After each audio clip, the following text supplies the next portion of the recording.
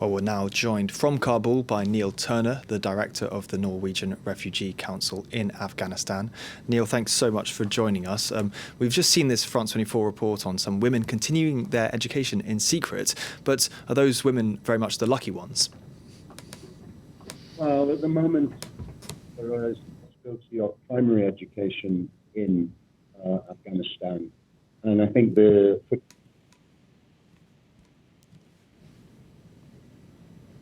Now we appear to have lost Neil Turner there, but we'll try and come back to him in just a minute. Neil, are you with us? Yeah, I'm here. Can you hear me? Yeah.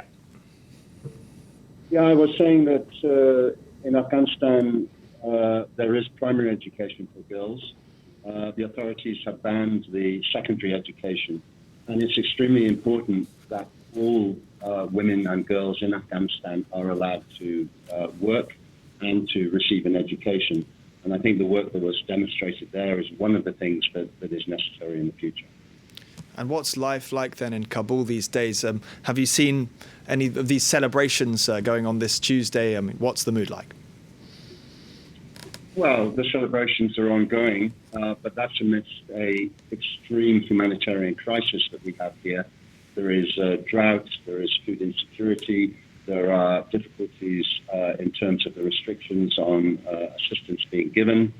And at the moment, we have 29 million people who are in need of assistance. That's up from a million more this year alone. And we have a situation where we have 15 million people in need of food assistance, but because of cuts in funding, only 5 million of those are actually currently receiving assistance. So in this, we see this situation as extremely dire, and we need assistance to be increased, funding to be increased to be able to deal with the problems. And what work are you able to still do there specifically? Have you been able to continue work as before?